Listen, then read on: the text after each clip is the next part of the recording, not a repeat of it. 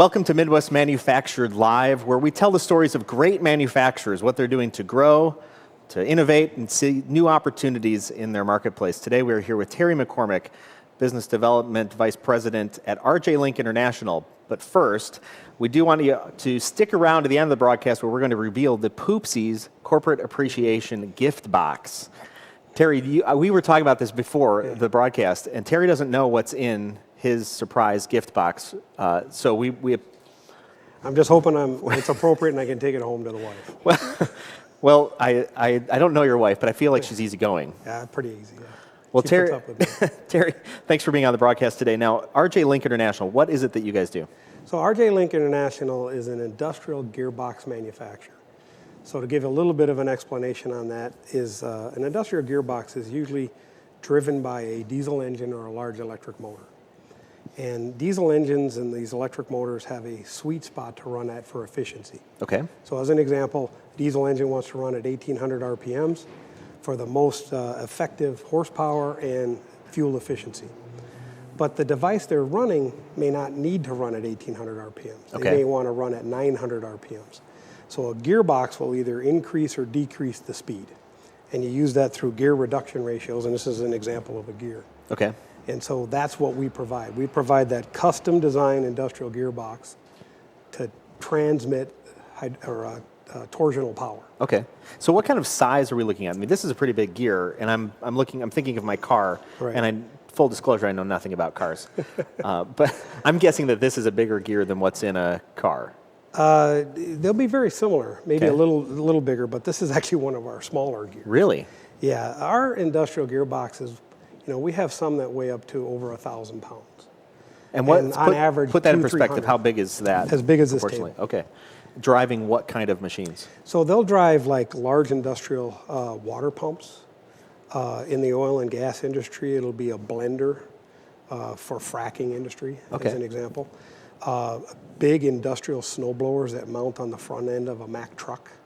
So these are very, very large pieces of equipment. Yeah. Some on highway, some off highway. Gotcha.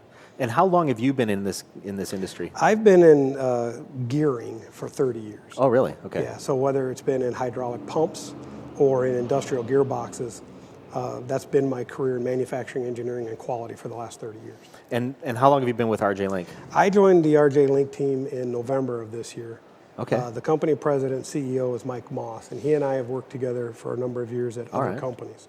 He had a great opportunity to join the team, and I decided to take it. Yeah, so as of this broadcast, we're here at the end of February, so that was November, so you haven't been there all that long. No, about 3 months. Okay, and you're Vice President of Business Development. So talk to me about business development in the industry that you're in.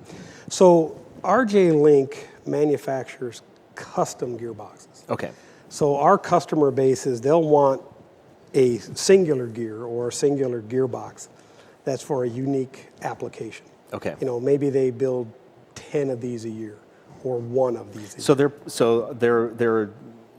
You're building a custom gearbox for a custom machine? Yes, in many cases. All right. So the market that we are in is we're selling to the customer that wants one, and it has to be unique to what they're doing. So we're not a commodity gearbox. We're not somebody that you call up and say, do you have this model on the shelf? Pull it and ship it to me. I was like, no, we work with the engineers at the manufacturers saying, okay, what do you want to do? How do you want it to fit? And what are you looking for from the application? And so we custom design to fit their application. Gotcha. And after 30 years of experience, you know what you're doing in the manufacturing side of things, and now you're taking that into the business development world. Correct, because a lot of it is the relationship with the engineer and the customer. Mm-hmm. A lot of our customers in the OEMs, they have lost some of that, what we'll call power transmission knowledge. Okay. In the old days, companies were very vertically integrated. They had the engineer on site that knew what is needed for the gearbox. Mm-hmm. Well, now that has been pushed to the supply base. So they'll contact a company like RJ Link to come in and say, hey, I need you to help me to engineer this. I know I need to go from here to here, but I'm not the transmission guy. And so they'll call RJ Link to do that. So if I'm hearing you correctly, then what you're saying is that in your particular industry, people have become, or organizations have become more specialized. Correct. Instead of holding all that knowledge kind of internally. Yeah, they've learned, a lot of our customers, they know their main system, but they don't know the small subset of the system, which would be the gearbox. Gotcha. So they know how to integrate an entire snowblower, but the individual gearing needed to drive the snowblower, they'll defer to a gearbox manufacturer. And at what point in time does your customer then get you involved so that you can help them with that engineering? Sometimes at the very beginning of their project. So if they're launching a whole new development, new machine, they'll contact us because we'll do a lot through business media platforms like LinkedIn, Okay. through Facebook and the other social media content out there. YouTube is another one, or directly through our website. And since we advertise as a custom manufacturer, they'll Right. contact us and they'll say, hey, I can't find this from anybody else. Can you design and build me this gearbox to fit? And that's usually when they get RJ Link involved. Gotcha. Do you also work on the other end of things then when there's an end user, they've got a piece of equipment, they need to replace a part. Correct. And it was custom, they don't know who made it, maybe that Correct. company's out of business. How do you do that? It's called reverse engineering. Okay. So they may send us the old box that's broken, and they'll give us the basic connection points that I have an engine here, and they got a shaft over here that they got to connect to. Yeah. And we'll build the drivetrain Okay. through the gearing setup to get them to transmit the power to the location they need. And it sounds like you're also going to do that within the physical constraints of where that gearbox needs to be kept. Correct. Gotcha. What is the most fascinating for you individually? What's the most fascinating part of this business for you? Oh, it's got to be interfacing with the customers and their applications. So I got a phone call just 2 weeks ago from a user, the end user of the vehicle, and they had a big snowblower, and it was in Antarctica. Oh, really? I had another phone call from a customer that, again, it was a snowblower application in northern Alaska. And they had a RJ Link gearbox that they purchased in 1995 Oh, wow. on the snowblower that they had. And they broke it. Okay. And so they wanted to know what it cost to replace it Yeah. and what they could do to repair it to keep them going. Yeah. And so we worked with them on that. And then we get a lot of contacts from engineering firms that are working on new projects, new pieces of equipment, and they want to consult with us to develop a new interface. So as an example, we'll build custom gearboxes for test stands, and they want to cycle something at really high horsepower and really high speed. And we'll build one of those gearboxes, because they just don't build that many test stands. Sure. Yeah. So let's talk about business development. You're vice president of business development. It's seemingly, and comparative to probably our viewers, you know a lot about gears, a lot about transmissions and gearboxes. So talk to me about business development in this space. What has changed in business development? So with RJ Link and so many companies throughout the world, it has been the creation of social media. The B2B, the business to business interface has changed from the direct line of sight call where I go in and visit directly with the customer. You're now 99% of that is all done digitally. It's email, it's a web conference, it's a video phone conference. And we still have a lot of the face-to-face contact, but a lot of it is done through email and through a digital presence. Yeah. So they find us through the web, they search YouTube, they'll search Google, and so that's changed the development of your market. And since we're custom, we try to target those customers that are looking for that kind of a service. So we use a lot of LinkedIn. We create a presence out there, we post, and then a lot of the people that are following our company, we contact directly and develop that relationship to build the rapport with them, because they're really looking for a solution provider. If they could buy a commodity, they would call up Walmart and they would get it delivered. Yeah, so they're looking for a solution provider. It seems to me it's kind of like a needle in a haystack for you in a certain way, because you're not that commodity provider. You are custom gearboxes, and so your presence on LinkedIn, do you find that people are seeking you out for a custom gearbox manufacturer, and then they're coming through your LinkedIn profile? Very much so. They'll type in keywords like Gearbox. Yeah. Or they'll type in something unique about their application. And LinkedIn and Google will give them RJ Link as the contact to go to.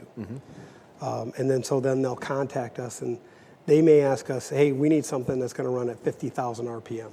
Well, that would be outside of some of our capabilities.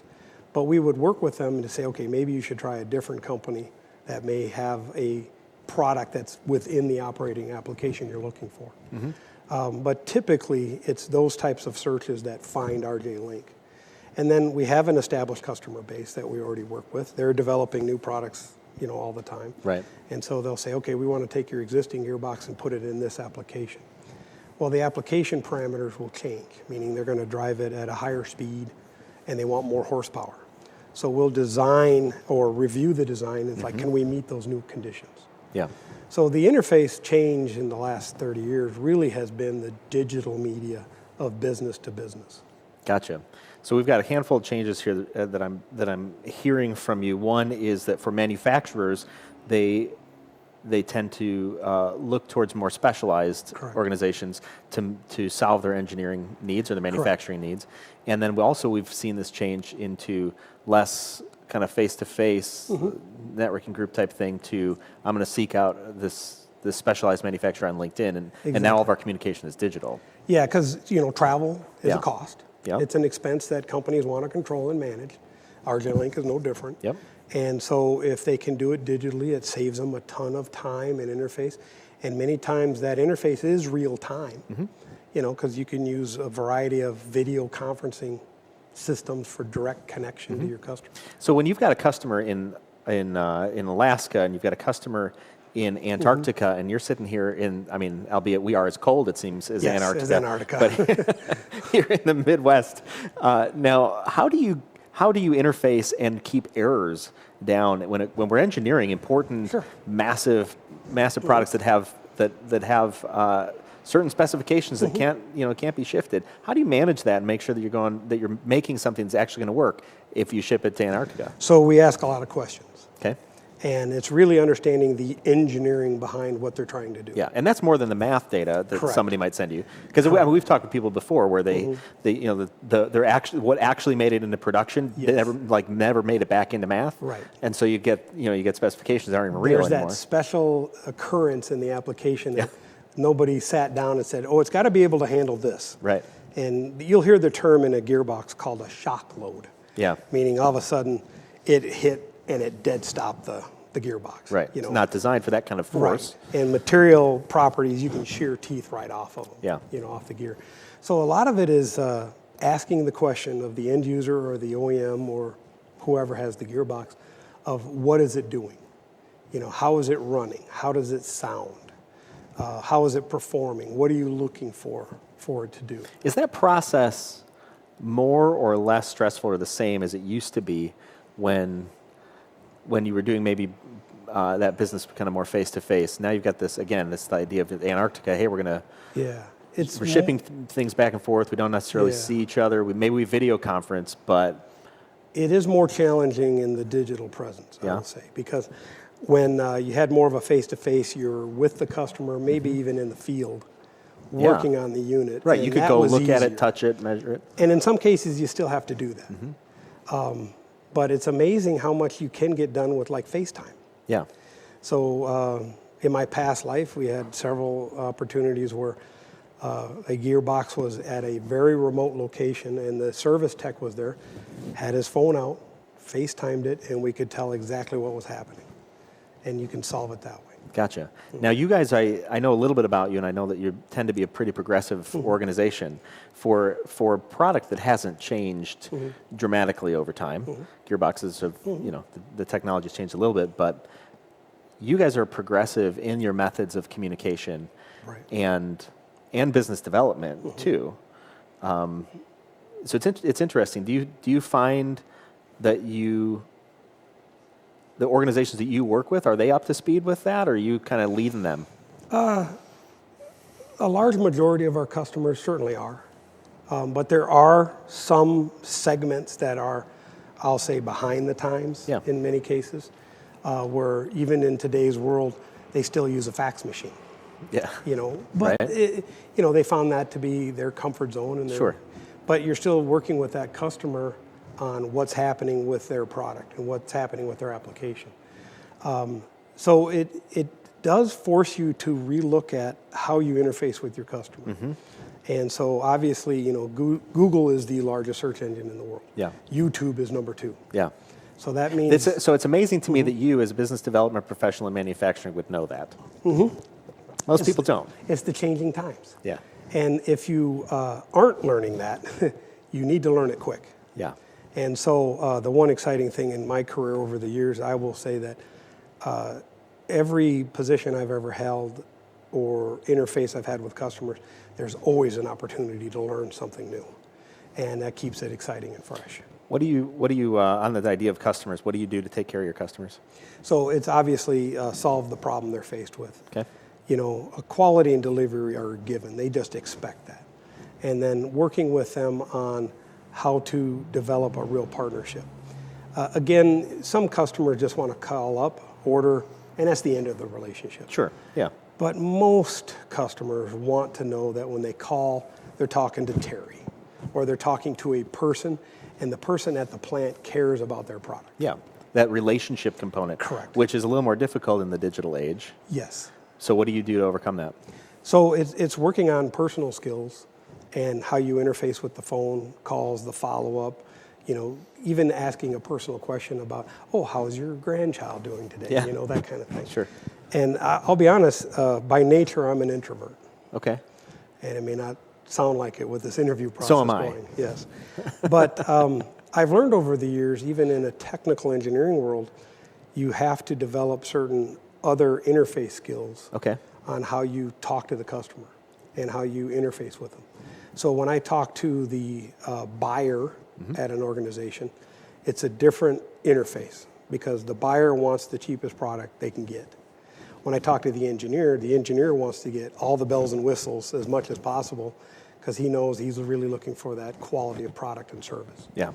And then sometimes you're the median between the two of them. Yeah. And saying, the buyer says, well, no, I want it cheaper, give me a cost reduction.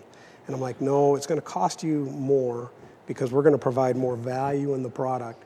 And here's why your engineer is going to see that as important. That's awesome. Well, Terry, it has been a pleasure speaking with you here on Midwest Manufactured Live. I did tell you and our listeners at the beginning that we would unveil the Poopsies Corporate Appreciation gift box, which might be, I don't know, we have not opened this one, so we don't know what we're getting here.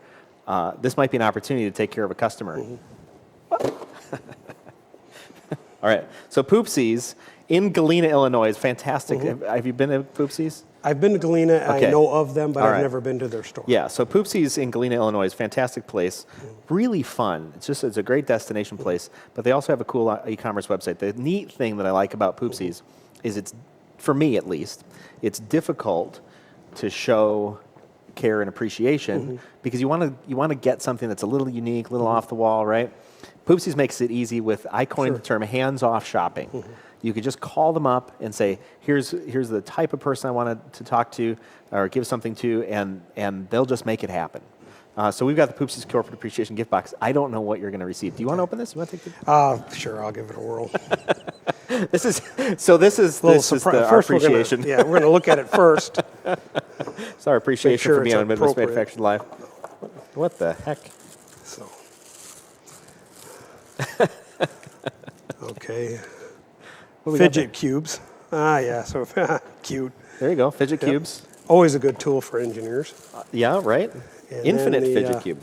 It just keeps Colorful going. crawly. The colorful crawly. Interesting. Not certain what my grandson may like that a great deal. And a lot of crepe paper, so I think That's we're done. awesome. Yes. Thank you very much. Well, congratulations on your new toys here from Poopsies and the Corporate Appreciation gift box. Yes. You have that's our gift to you from Poopsies. Appreciate it. Also our undying love and affection.